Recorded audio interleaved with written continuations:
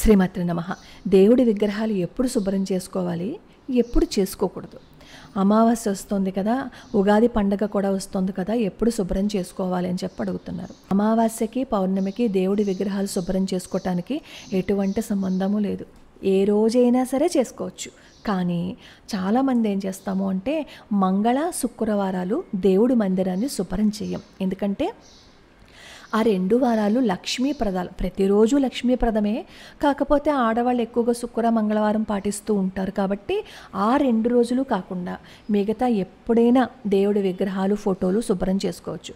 అసలు మామూలుగా ఎప్పుడు దేవుడి మందిరాన్ని శుభ్రంగా ఉంచుకున్నాము అని అనుకోండి, ఎప్పుడు చేసుకోవాలి అనే ప్రశ్నే ఉండదు కదా. ఒకరోజు ఆలస్యమైనా సరే ఇంకో రోజున చేసుకోవచ్చు. అలాగే గ్రహణం అయిపోయిన తర్వాత మాత్రం ఖచ్చితంగా శుభ్రం చేయాలి. అది మాత్రం రూలే. గ్రహణం అయిపోయిన తర్వాత పూజా మందిరాన్ని శుభ్రం చేసుకోవాలి. అంటే ఈరోజు సాయంత్రం 3:00కో గ్రహణం వచ్చింది అని అనుకోండి, రాత్రి 6 ఆ టైంకి గ్రహణం అయిపోయింది అనుకోండి, ఆ రోజు కనుక మీకు దేవుడి మందిరాన్ని శుభ్రం చేసుకోవడానికి వీలు లేకపోతే మర్నాడు చేసుకోవచ్చు. కానీ గ్రహణం అయిన తర్వాత మాత్రం పూజా మందిరాన్ని ఖచ్చితంగానే శుభ్రం చేయాలి.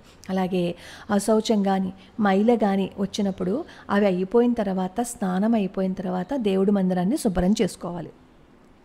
చాలామంది అడుగుతూ ఉంటారు, పీరియడ్స్ అయిపోయిన తర్వాత అప్పుడు శుభ్రం చేసుకోవాలా అని. ఎప్పుడూ శుభ్రంగానే ఉంచుకుంటాం కాబట్టి పీరియడ్స్ అయిపోయిన తర్వాత 5వ రోజు స్నానం చేసేసి దేవుడి మందిరాన్ని కూడా శుభ్రం చేయాలని ఏం లేదు.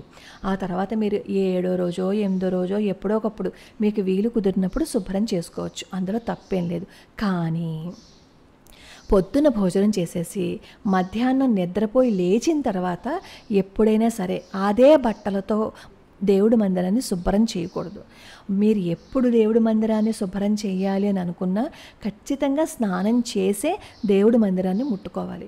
అలా మేము చేయలేవండి, అలా భయపెట్టకండి అని చెప్పంటే దానికి నేనేం చేయలేను. ఎందుకంటే దేవుడి మందిరం ఒక శక్తి స్వరూపం అని ఎప్పుడైతే భావిస్తామో అప్పుడు ఖచ్చితంగా శ్రద్ధగా మనం చేస్తాం.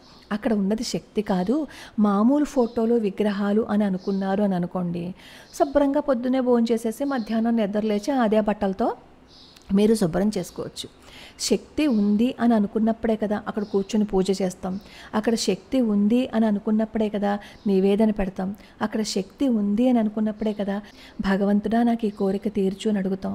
మనం ఏ నియమాలు పాటించకుండా, శ్రద్ధగా చేయకుండా భగవంతుడి దగ్గరికి వెళ్ళి నాకు ఈ కోరిక తీర్చు అనే అధికారం మనకు ఉంటుందా చెప్పండి? కాబట్టి భోజనం చేసి మధ్యాహ్నం లేచిన తర్వాత ఖచ్చితంగా 4 గంటలకో స్నానం చేసి అప్పుడు పూజా మందిరాన్ని శుభ్రం చేసుకోవటం అలవాటు చేసుకోండి. అలా అలవాటు చేసుకుంటే మీకు కూడా చాలా హాయిగా ఉంటుంది, ఎటువంటి అనుమానాలు ఉండవు. అయితే ఎన్ని రోజులకోసారి శుభ్రం చేసుకోవాలి అని చెప్పి అడుగుతారు. ఎన్ని రోజులకని శుభ్రం చేసుకోవటం అని ఏం ఉండదు.